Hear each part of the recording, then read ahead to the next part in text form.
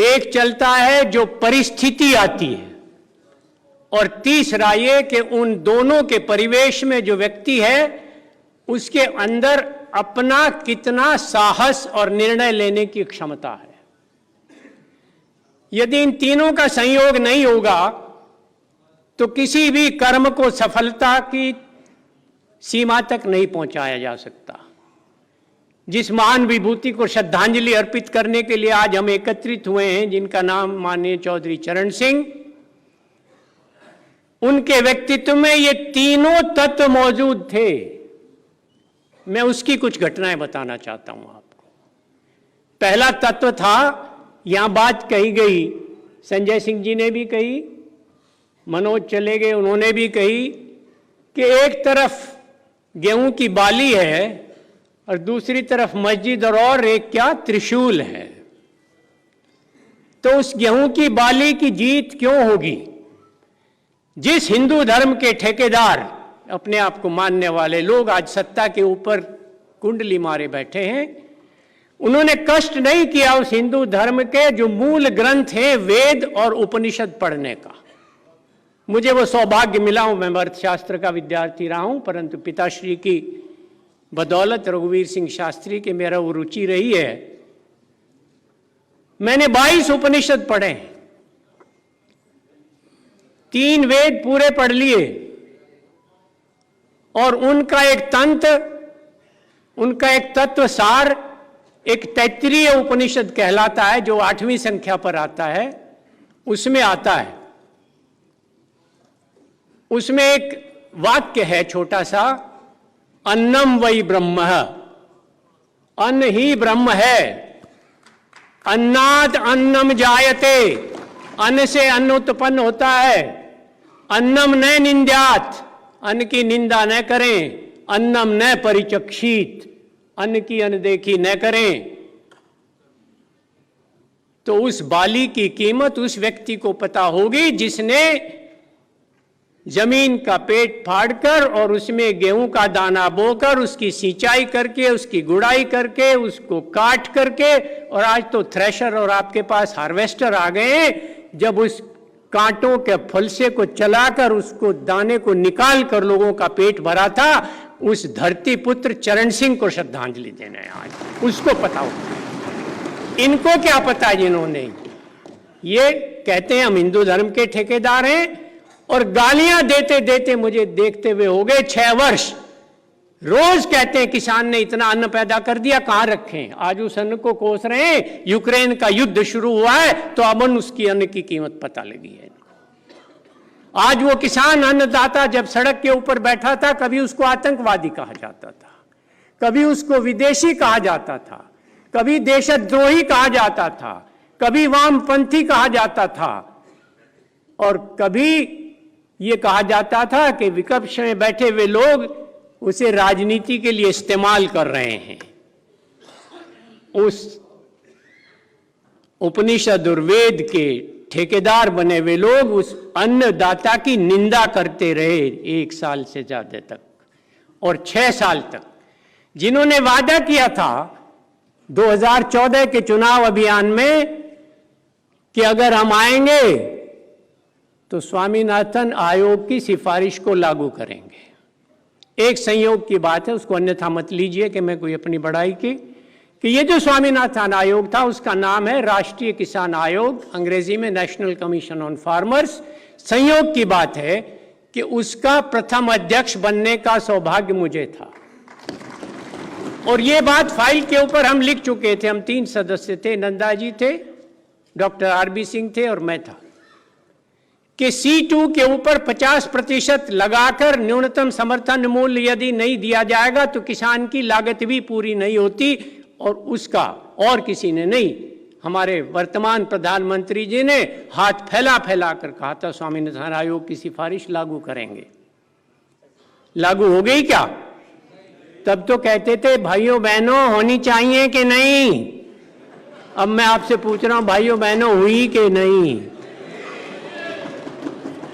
दूसरा, जब वो नहीं हुआ तो हम लोगों ने, कुछ ने, 11 लोगों ने सुप्रीम कोर्ट में एक लोकहित की याचिका दायर कर दी और उस याचिका के जवाब में केंद्र सरकार की हिम्मत देखिए, उन्होंने क्या कहा कि केंद्र सरकार के पास वर्तमान समय में मौजूद संसाधनों के अंतर्गत इस सिफारिश को लागू नहीं किया जा सकता। ये एफिडेविट है केंद्र सरकार का। झूठ कहते हैं, शर्म नहीं आनी चाहिए, तो इस झूठ पे आनी चाहिए कि नहीं आनी चाहिए। दूसरी बात, जब ये सवाल नहीं हुआ तो 16 में कह दिया किसान की आय दोगुनी करेंगे। पिछले साल के आंकड़े हैं, केंद्रीय कृषि लागत और मूल्य आयोग की सिफारिश के आंकड़े निकले 2020 के, 21-22 के तो निकले नहीं अभी। उन आंकड़ों में ये बात है, 8 दिसंबर 2020 के अखबार को पढ़कर देख लीजिए, उसमें छपे हैं वो, कि किसान की आय 2013 में जितनी थी उसकी अपेक्षा 2020 तक 35% कम हुई है। केवल एक उड़द की फसल को छोड़कर सारी फसलों का मुनाफा कम हुआ है। तीसरी बात, जब 2017 का चुनाव आया तो पश्चिमी उत्तर प्रदेश की 22 जनसभाओं की रिपोर्ट है मेरे पास, और यहां पश्चिमी उत्तर प्रदेश के अधिकांश लोग बैठे हैं जिनकी अधिकतर अर्थव्यवस्था गन्ने के ऊपर आधारित है, जिसमें मोदी जी ने कहा था कि भाइयों बहनों किसानों, गन्ने का भाव 400 रुपये होना चाहिए कि नहीं होना चाहिए। उस समय 315 था। दूसरी समस्या थी कि 8,000 करोड़ रुपया उस समय किसान का बकाया था। ये कहा था कि आप हमें सत्ता में चुनिए, उधर शपथ ग्रहण समारोह लखनऊ में 14 दिन के अंदर भुगतान। 2013 में 8,000 करोड़ था, 2014 में 10,000 करोड़ हुआ, 2017 में नहीं 17 में था 8,000, 18 में हुआ 10,000 करोड़, 19 में हुआ 13,000 करोड़, 20 में हुआ 19,000 करोड़, और 21-22 ये जो पिछला गया है इसमें भी 13,000 करोड़ तक गया। आज तक भी पड़ा हुआ है। हमारा तो मलकपुर मिल का 564 करोड़ रुपया है। अब तो हमारे मंत्री बने हुए, तो मिलना चाहिए था कि नहीं मिलना चाहिए था, वो भी नहीं मिला। तो ये बातें मैं इसलिए उठा रहा हूं कि जिन माननीय चौधरी चरण सिंह जी की पुण्यतिथि और उन्हें श्रद्धांजलि देने हम आए हैं, उनके समय में भी ये परिस्थिति पैदा हुई थी। केसी त्यागी जी तो थे उस समय, यंग थे, सचिव थे। तो बुढ़ा तो मैं भी हो गया, क्या कर लोगे बुढ़ा तो सबको होना, ये गति तो रुकती नहीं है। पर मैं ये कहना चाह रहा हूं कि उस समय चौधरी चरण सिंह जी जब केंद्र में थे, उस समय भी ये सवाल आया था कि गन्ने का भुगतान कैसे हो। 2 रुपया 75 पैसे गन्ने का भाव हो गया था। लकड़ी का भाव उस समय 6 रुपया था, ईंधन की लकड़ी का। तो जब हमारे किसान लोग आए थे, उसके तुरंत बाद चौधरी चरण सिंह जी ने एक कानून बनाया था केंद्र सरकार में कि यदि मिल समय से भुगतान नहीं करता तो सरकार उसके मिल को टेक ओवर करके, अधिग्रहण करके उसको मिल को चला सकते हैं, उसकी चीनी का स्टॉक नीलाम कर सकते हैं, उसकी मशीनरी को अटैच कर सकते हैं, उसके मालिकों और डायरेक्टरों की संपत्ति को अटैच करके भुगतान कर सकते हैं। इस सरकार ने, कितने लोगों को पता है ये बात, कि 2015 में चुपचाप से उस कानून को समाप्त करा दिया लोकसभा से। बहुत कम लोगों को ये जानकारी है। तो वो चौधरी चरण सिंह जिनका जन्म नूरपुर गांव में कच्ची मिट्टी की दीवार और फूस में पैदा हुए थे, झोपड़ी में, उनके पिता चौधरी मीर सिंह जी और माता नेत्र कौर उस झोपड़ी में रहते थे। और वो चौधरी चरण सिंह जिनके पिता के पास अपनी मिल्कियत की जमीन नहीं थी, कुचेसर के जमींदार की 5 एकड़ जमीन बटाई के ऊपर बोते थे। और उसके बाद उन्होंने जमीन वापस ली, आकर भूपगढ़ी में रहे, मेरठ जानी के पास 3 किलोमीटर रोज पढ़ने जाते थे।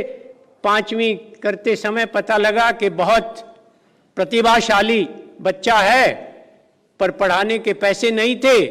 मेरठ कोई थे कृपालू, मैं नाम नहीं लेना चाहता उनका, उनके वजीफे से पढ़े थे।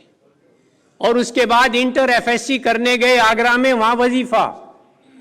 2019 में एफएससी किया, 21 में बीएससी किया, 23 में एमए हिस्ट्री किया, 25 में वकालत पास की एलएलबी, और 25 में नहीं 25 में मैं हिस्ट्री किया था और आकर वकालत शुरू की गाजियाबाद में। और वकालत के लिए बहुत लोग ऐसे थे जिनसे पैसे नहीं लिया करते थे, और जो किसान आते थे, मेरे दादाजी चौधरी अर्जुन सिंह, मेरे पिताजी के ताऊ, वो स्वयं गवाह थे इस बात के कि जब चौधरी चरण सिंह जी के पास लोग आते थे तो उन्हें कहते थे ये अदालतों में पैसा खराब मत करो, किसी तरह हो सके तो समझौता कराया करो। आधे से ज्यादा चीजों में फैसला करवा दिया करते थे। फिर मेरठ गए, गाजियाबाद में आर्य समाज की स्थापना की, कांग्रेस के सदस्य बने, मेरठ जाकर फिर कांग्रेस के सचिव बने। फिर 1946 में, सबसे पहले तो 37 में डिस्ट्रिक्ट बोर्ड के निर्विरोध सदस्य चुने गए, उपाध्यक्ष रहे। 46 में उत्तर प्रदेश, उस समय उत्तर प्रदेश नहीं था, उस समय नाम था संयुक्त प्रांत आगरा और अवध, उसकी विधानसभा में चुने गए, संसदीय सचिव बने। 52 में एमएलए बने, 57 में बने, 62 में बने, 67 में बने और 69 में बने, और इस पूरे कार्यकाल में मंत्री रहे। और सन 67 में जब सबको ये था कि अब चौधरी चरण सिंह जी ही सबसे प्रमुख व्यक्ति हैं जिनको मुख्यमंत्री बनना चाहिए, उस समय कांग्रेस ने उनको मुख्यमंत्री नहीं बनने दिया और अपने साथियों के साथ बात करके 17 विधायकों को लेकर, जो ब्रिटिश पार्लियामेंट्री सिस्टम में परंपरा है, फ्लोर को ट्रेजरी बेंच से हटके दूसरी तरफ जाकर बैठे, सरकार गिराई, उस समय मुख्यमंत्री बने थे। ये बात केसी त्यागी जी ने सही कही है जैन, कि ये संघर्ष से निकलती है सत्ता। हम तो बहुत सौभाग्यशाली हैं कि हमें क्या देकर गए हैं, और उसी समय उन्होंने, आज हम जाति गणना की बात कर रहे हैं, आरक्षण की बात कर रहे हैं, चौधरी चरण सिंह जी ने जातिगत आरक्षण की बात नहीं की थी, ये भी मैं कहना चाहता हूं आपसे। उन्होंने कहा था 60% ग्रामीण जनता को, जिसमें भूमिहीन किसान भी सम्मिलित हों, उनको आरक्षण मिलना चाहिए। और वही थे अकेले जिन्होंने प्रस्ताव किया था, जिसका केसी साहब ने चर्चा किया और जैना जी ने, कि जो अंतरजातीय विवाह नहीं करता उसको खाली गजेटेड ही नहीं, कोई सरकारी नौकरी नहीं मिले, अपने आप जातिगत व्यवस्था समाप्त हो जाएगी। और आज वही लोग जाति गणना का विरोध कर रहे हैं जिन्होंने जाति बनाई थी। जाति हमने नहीं बनाई थी, जाति उन्होंने बनाई थी। हमने तो देखा है, जब मैं अपने गांव ककोर से छपरौली जाया करता था 5.5 किलोमीटर 6ठी से 10वीं पढ़ने, तो बदरखा में जो पंडित जी की प्याऊ थी, और तो छोड़िए, जाट भी जो जाते थे उनके करवे के उसके बीच में नुलकी लगा दी जाती थी, और हरिजनों को, दूसरों को तो कहने की बात छोड़ दीजिए। तो जिन्होंने जाति व्यवस्था की वही उसका विरोध। कहाँ हमने थोड़ा ही की है। राजस्थान में तो आप लोगों को पता नहीं है कि केवल 3 जातियों को छोड़कर, राजपूत को, ब्राह्मण को और बनिए को, सिंह पर नाम रखने की इजाजत नहीं थी, किसी को विद्यालय में दाखिल होने की इजाजत नहीं थी, शिक्षा लेने की इजाजत नहीं थी। अगर ठिकानेदार के सामने से कोई जाट या गुजर या कोई अहीर या कोई और जाति निकलती थी तो उसको जूती हाथ में लेनी पड़ती थी। ऊंट या घोड़े पर या बैलगाड़ी, ऊंट गाड़ी पर बैठता था तो नीचे उतर के जाना पड़ता था। उसके खिलाफ 1934 में आंदोलन हुआ था। तो उन माननीय चौधरी चरण सिंह जी, जिन्होंने 67 में मुख्यमंत्री बने, और मुख्यमंत्री बनने के बाद एक और घटना, ये देखिए संस्कृति क्या है, ये लोकतंत्र क्या है, ये संस्थागत स्वरूप क्या है, ये परस्पर सहनशीलता और सहिष्णुता क्या है, उसका एक सबूत कि उन्हीं के साथी सोशलिस्ट पार्टी के लोगों ने ये मांग की कि इंदिरा गांधी आ रही हैं लखनऊ, उनको गिरफ्तार किया जाए, और उसके लिए धरने पर बैठ गए, हिंसक आंदोलन कर दिया। चौधरी चरण सिंह जी, आपके याद होगा जयंत, मैंने नूरपुर में भी ये बात बताई थी, अलीगढ़ में भी आपके आगे बताई थी कि चौधरी चरण सिंह जी ने उन्हें अपनी पार्टी के लोगों को गिरफ्तार किया, और जब इंदिरा जी आई, प्रधानमंत्री थी, तो हवाई अड्डे पर लेने गए, और उस सभा में हालांकि बोले नहीं, पर उनके साथ जब तक वो वापस नहीं गई ससम्मान, तब तक उनके साथ रहे। ये लोकतंत्र की परंपरा का निर्वाह करने का, ये विपक्ष को बर्दाश्त करने की बात होती है।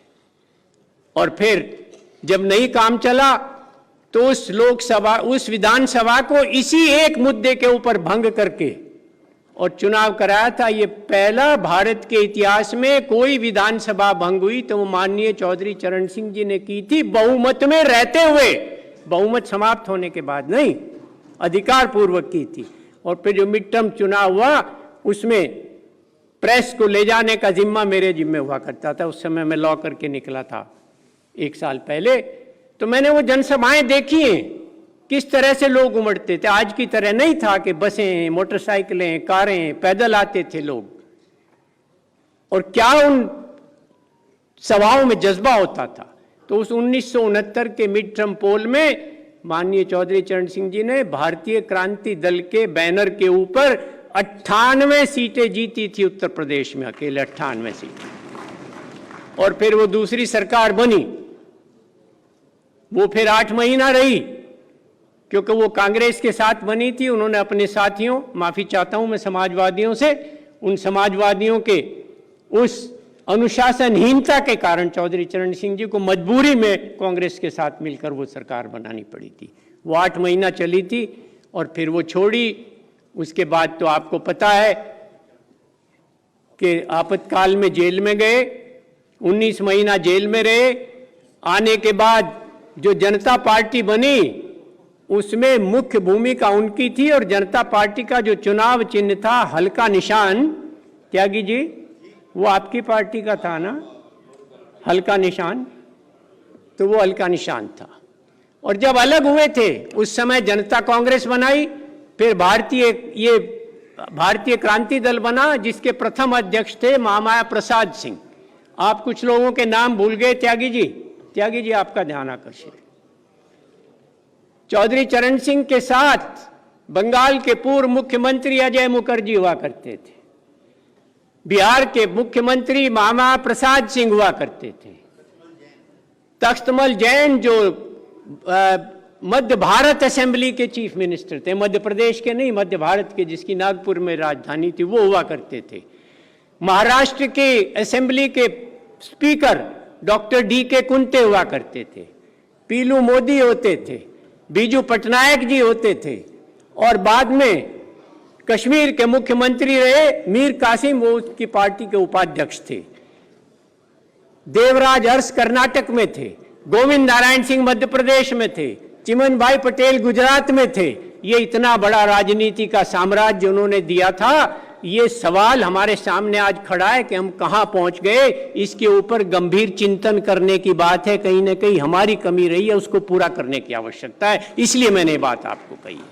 कितनी बड़ी विरासत छोड़ कर गए थे, आज हम कहां पहुंच गए,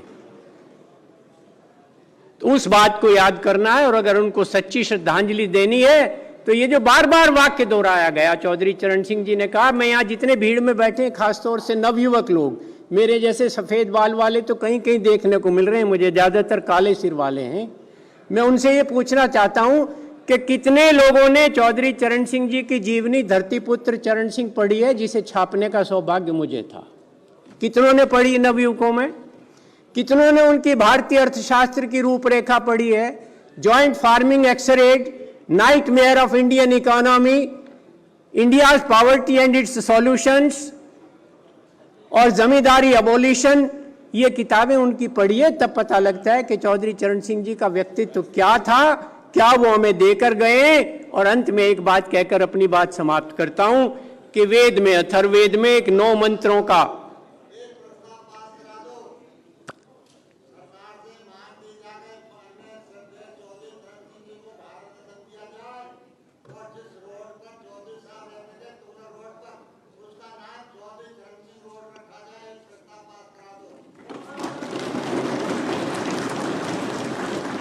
समय बहुत लंबा हो गया। ये इतनी बड़ी पुराण है कि मैं कई दिन तक बोल सकता हूं, जैसे त्यागी जी ने कहा, परंतु सब लोगों की स्थिति देखकर मुझे अपना लोभ संवरण करना पड़ रहा है। अंत में एक बात कहता हूं श्रद्धांजलि देने के लिए कि 1 मिनट ये सुनिए, ये क्योंकि पहले से इसमें किसी को मतभेद नहीं है, पर ये क्योंकि एजेंडा में नहीं था आज। तो वेद में एक मंत्रों का समूह आता है। भाइयों 2 मिनट और बैठ लो, जहां इतना समय हो गया।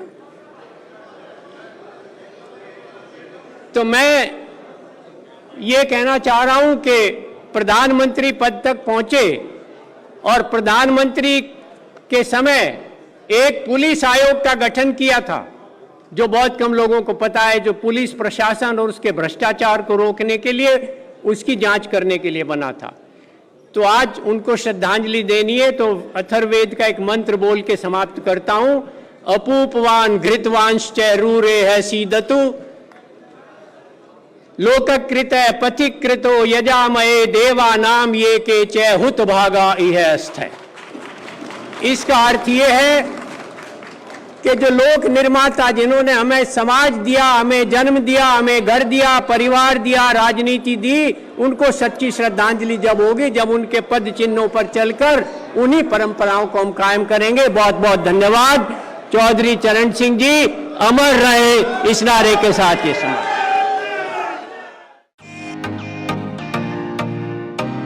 फेसबुक और यूट्यूब के बाद अब आपका पसंदीदा चैनल न्यूज़ 18 डेली हंट पर भी फॉलो करें।